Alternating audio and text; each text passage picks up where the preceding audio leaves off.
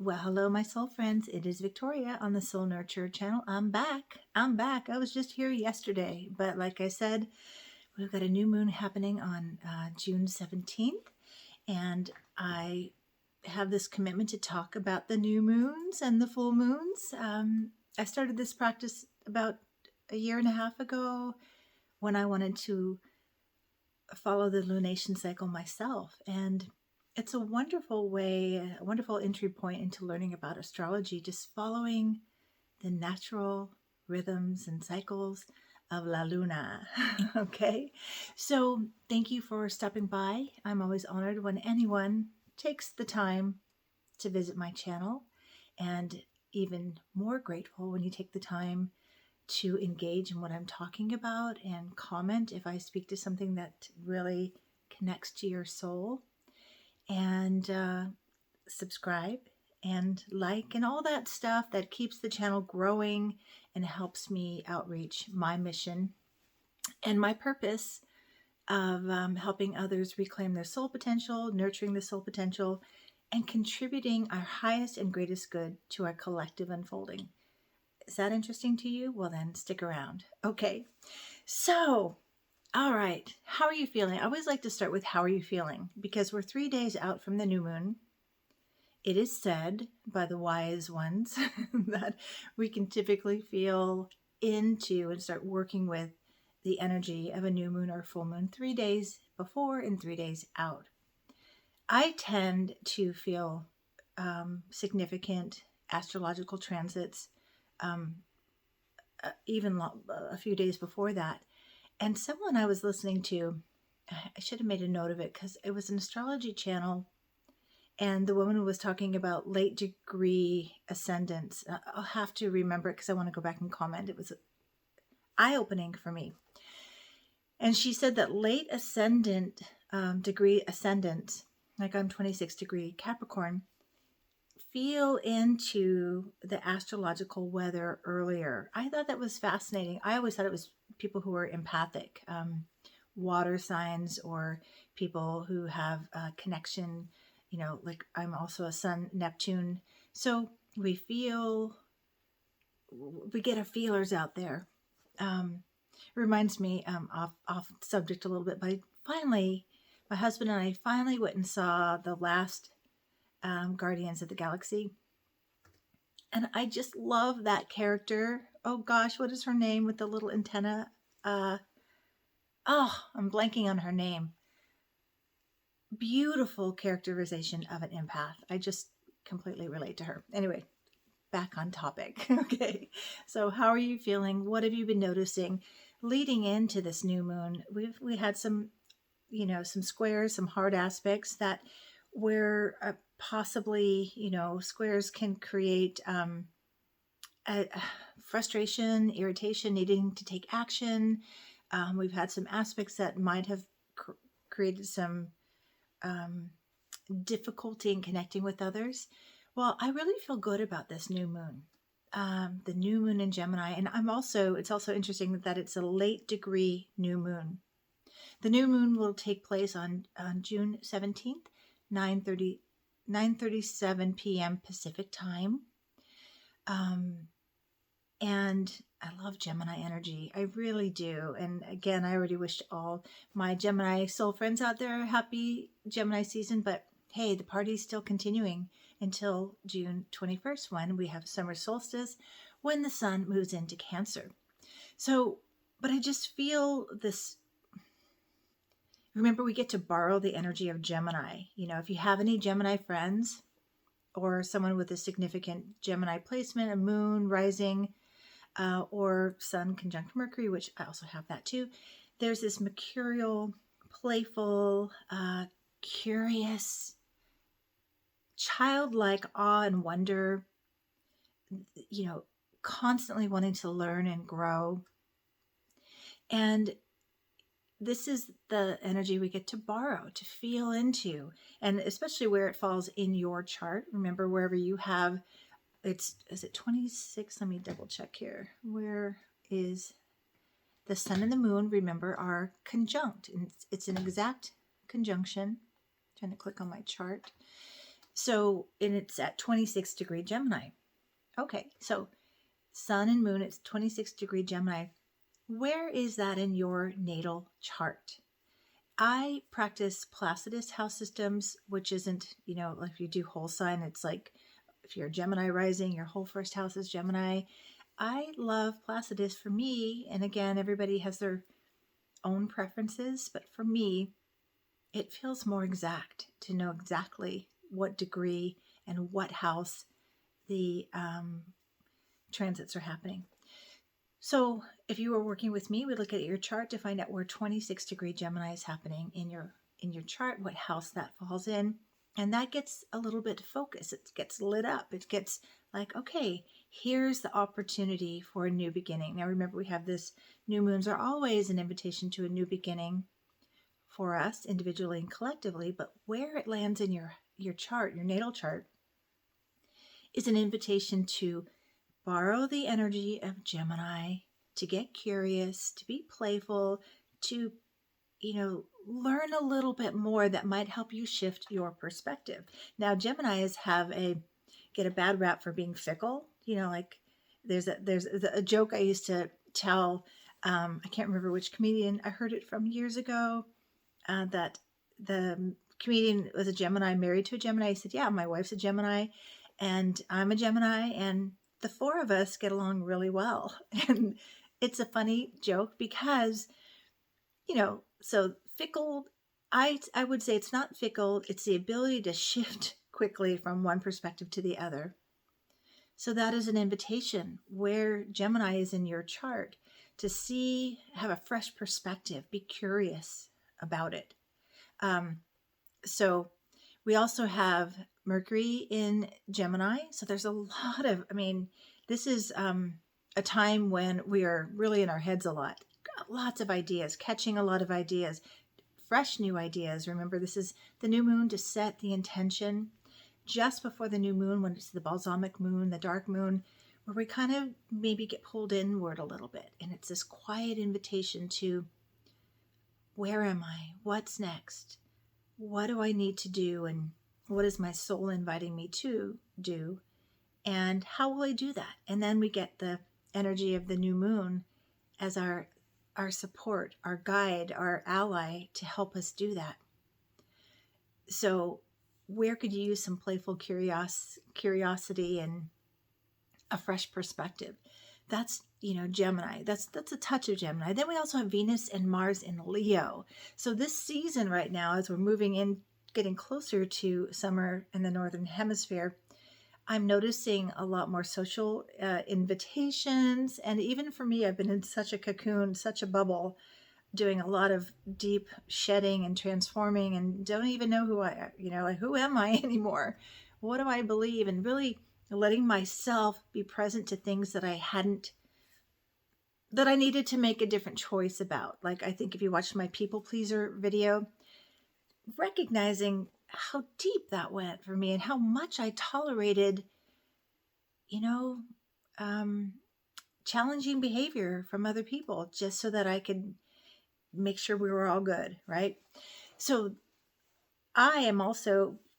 that's been my inner work. So and I'm not alone. I know that I share these videos because I know that we are all having similar experiences. And so, yeah, maybe you've been wrestling with some things and letting yourself feel some things that you haven't let yourself feel. Maybe you even felt stuck or stagnant. And now it's a fresh breeze of Gemini saying, all right, are you ready to do something different? Are you ready to shift your perspective? Are you ready to write a new story? Are you ready to playfully and with curiosity find a new way to do things, right? And because Venus and Mars are in Leo, I think it's a good time to do inner child work, always is, but in particular, this creative energy, this desire to express more of your soul, what you're here to share what you value and to increase your own self-value, and teaching people to be in that space with you. Of course, we have Jupiter in Taurus, which is this earthy grounding. Now, everything that we're working with personally, trying to ground it to grow new possibilities. So we're really becoming more practical about how we're going about managing our lives. I'm just seeing I'm getting these notifications at my, oops. Oh, that was interesting. I just flipped my, I'm trying to get to, okay, I'm going to let it just roll. Hopefully no one will call me. I usually go on airplane mode when I do these, but I forgot to do that. Oh, well. Whoopsie. Okay. Light and free. That's also Gemini. Like, okay, what do we do next? All right. Okay, so what else do we have on this? Let me go to my notes now. We do, Pluto has gone retrograde in Capricorn until, when does it go? I don't know when it goes into Aquarius. I don't have it in my notes, but it just went retrograde back into Capricorn. So we got a little taste of Aquarius. Pluto, remember, is a generational planet.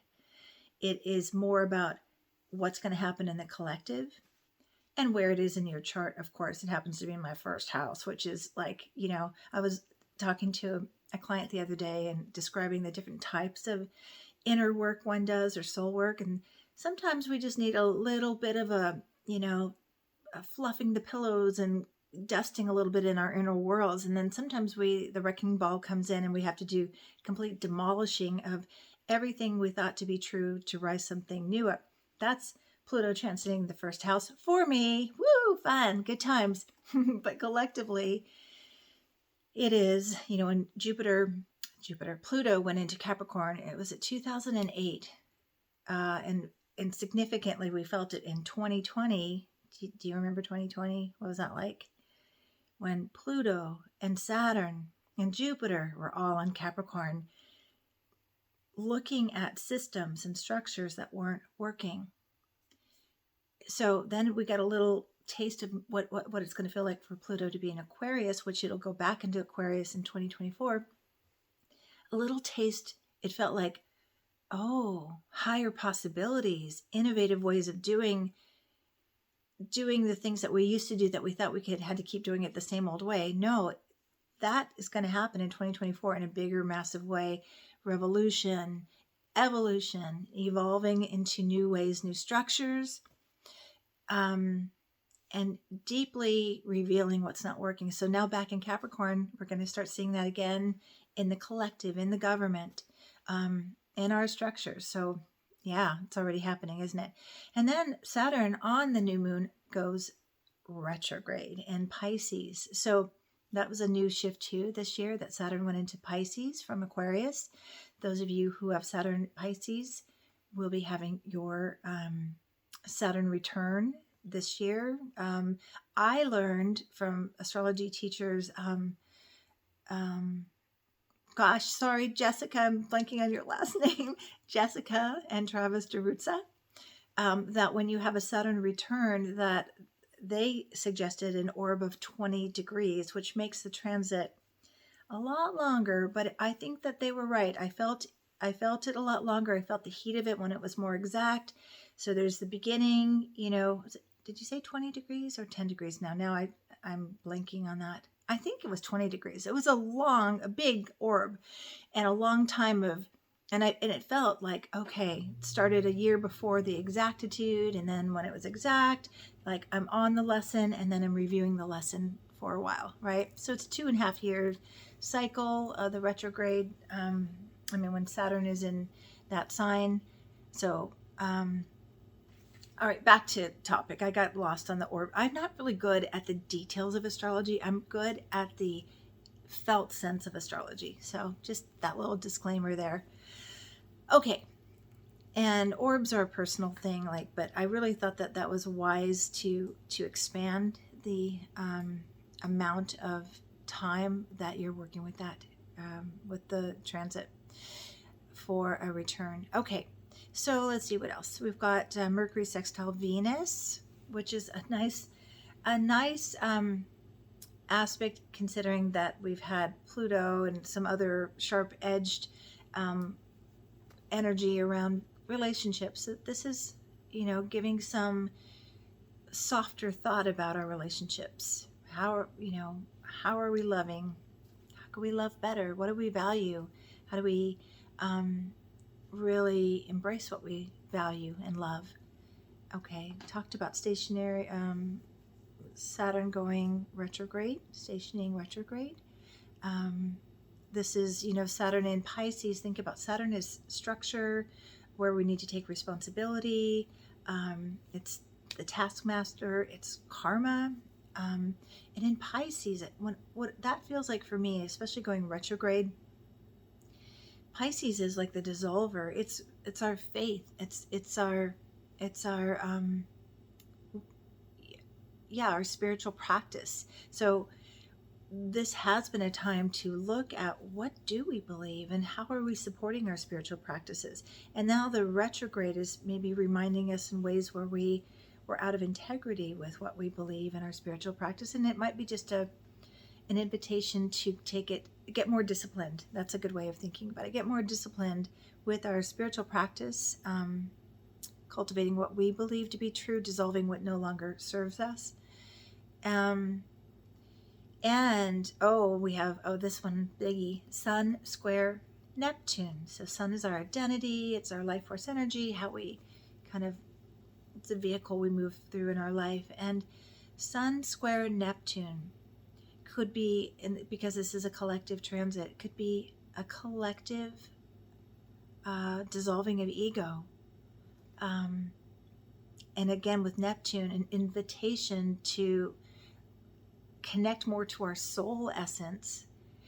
I often say that, there's this idea in spiritual circles or certain spiritual paths of transcending the human experience and the ego so that we can be in our oneness. And I'm like, yeah, but we are having a human experience, so we have to work with both. This is my philosophy anyway. I got that term, it was Pierre Desjardins who said we are spiritual beings having a human experience. I changed it to soul having a human experience. So I feel like this Sun square Neptune is an ideal reminder of that. We may feel disillusioned, disappointed, discouraged. That's all in the human experience. But then when we connect to our soul and with an invitation, whenever there's discord or disappointment or disillusion, that's an invitation to align with your soul potential, and to vision. This is a perfect opportunity on this new moon as you're setting intention to really connect to your soul vision. What's your highest possibility for your life, and what you're dreaming that you want to dream into existence. Neptune also, pay attention to your dreams, but it does feel like a dissolving of some ego. So ego, I love that Wayne Dyer said, it's necessary. You can't dissolve it completely, otherwise how do you navigate the world? He said ego was earth guide only, but then also to be mindful that ego can, and this is our personality that we've cultivated to function in the world. He also said ego stood for earth guide. No, I said that. Edging God out. So that's a fine line, right? You want some guidance. I mean, we need some container for our soul. That's why we have names. That's why we have an identity. Otherwise, we would just be like, how do I function in this world? And a lot of people with strong Neptune influences, Pisces or Neptune Sun like me, can be like, how do I navigate this world? Because we're so in the ethers, we're so in the spiritual realm. When we are here on Earth, we need to ground. So the next aspect we have is Jupiter sextile Saturn, which I love because to me, it feels like an invitation to vision, and then Jupiter expanding that vision, and Saturn is grounding it in a disciplined, or as Reverend Michael Beckwith, I learned from him, he said, discipline.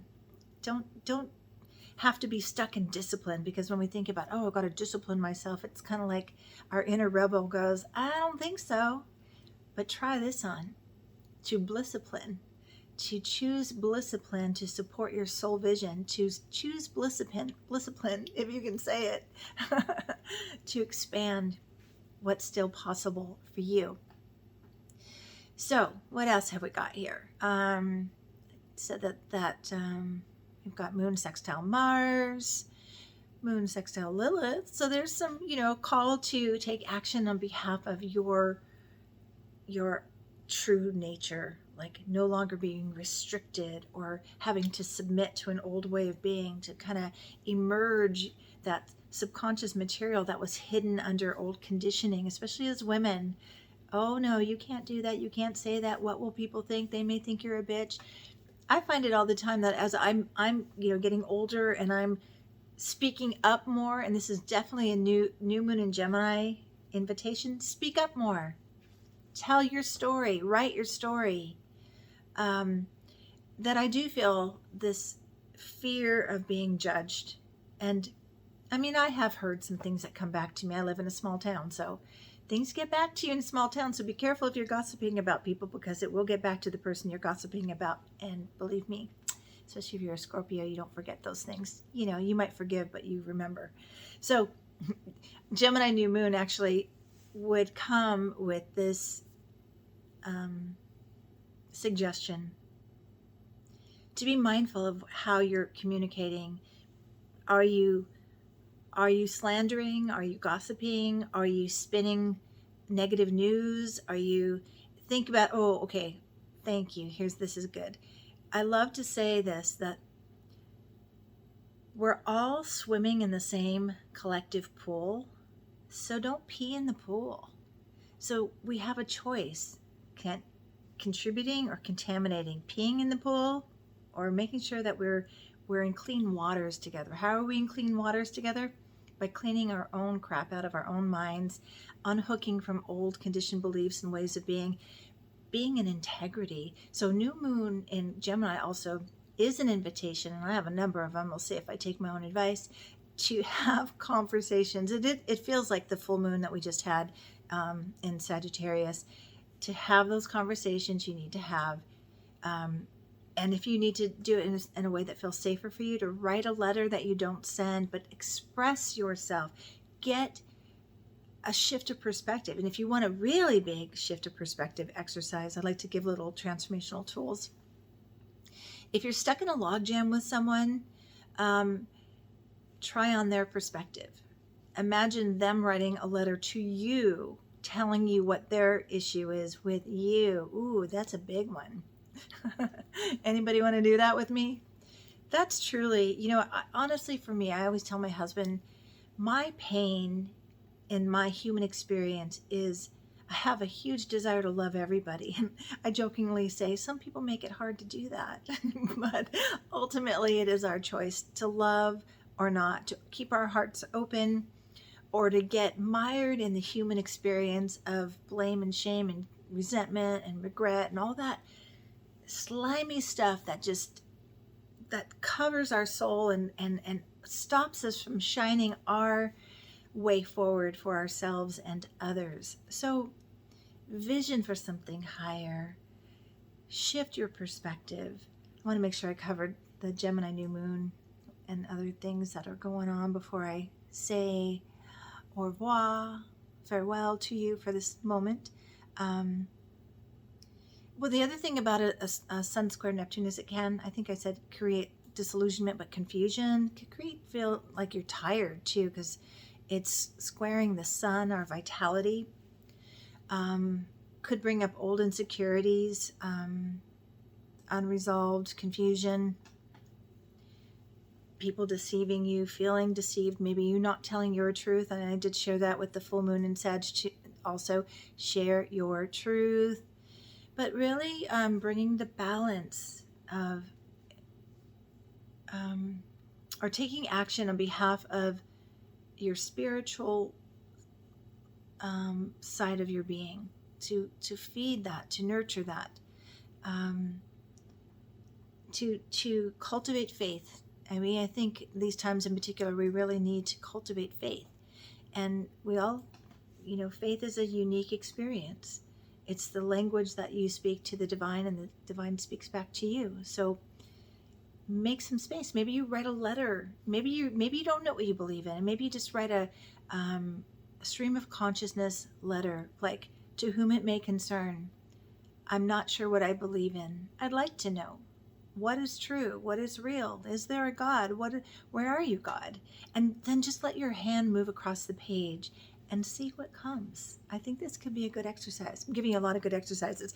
Also, new moon in Gemini is a good time to journal, to really get in touch with your truth through writing, expression. Let's see. The other thing, Neptune is the planet of, dreams I talked about, and spiritual love. So this square, again, where are we not authentically loving ourselves, or unconditionally? Maybe what gets revealed is where we're so conditional about the way we love ourselves. Only if I'm productive, I can love myself, or others. Only if they're doing what I want them to do, I can love them. An invitation to unconditional love, the greatest soul medicine for our human experience. Let me keep going, and then I'm going to wrap up. Any comments? Do you have anything that I'm touching on right now? Share what the new moon's feeling for you, or come back after the new moon and let me know what intentions you set and what you noticed is kind of moving, right, towards that direction. It's really important to trust yourself, to trust what you believe, to establish a deeper belief, a deeper philosophy, and to learn more. This is really the ultimate feeling I get, is going back to our soul school to learn and grow and evolve. And this is such a rich time to learn, grow, and evolve, especially with Jupiter and Taurus. Okay, let's see. Last thing I wanted to see. Do you set intentions in the new moon? I'm curious. And since it is still, especially where I am in Washington State, a time where we're still planting seeds, if you garden, planting seeds literally to symbolize what you're wanting to plant in your soul and what you're wanting to grow for your life. And one last thing at the very bottom of my notes. Remember, we're ending this is a new cycle, new moon to the full moon.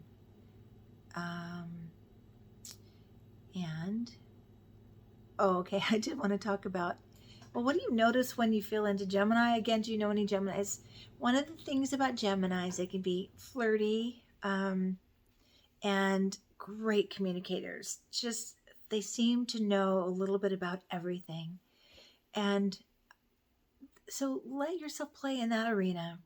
Like, I know sometimes I can be hard on myself because I don't know as much as I'd like to know about everything, but I know enough about some things, and honor that. Like, what's that saying? To be a jack of all trades and master of none. So what? Honor what you know. And if there's more you want to learn and grow in, go learn it. Go take a class. Here it is. Let yourself be in the child awe and wonder, with the innocence of, this is important, with the innocence of, I really don't know what's going on, but I want to understand. I want to understand me. I want to understand you. I want to understand this world we share. And I want to create some creative ideas to move us into new possibilities. How does that feel for all of you? Well, I hope this did create some light bulb moments for you, inspired you, encouraged you in some way. Please let me know how. I'm open to any questions you may have. I mean, we're in this Gemini season. Bring your questions. Are you curious about something maybe I can answer? Write a comment or send me a message to thesoulnurturer@gmail.com, or you can still get a consultation. I have a feeling I'm going to be closing this in the fall. Right now, I've got a little flex time. If you want a 20-minute free consultation with me anywhere in the world, I'll come to you via Zoom, and we can look at your chart for 20 minutes, or I can tell you how I can support you. You can tell me a little bit about where you are, where you feel stuck, what you're transitioning through, what you're visioning for, and That's my goal, is to help be your soul guide, to navigate you forward, to unhook from those stuck places, and to tether into higher possibilities for you and the collective. So you can visit my website, victoriajazwick.com, and fill out a form for a consultation, or be brave. Take a stand for your potential and just schedule a session with me.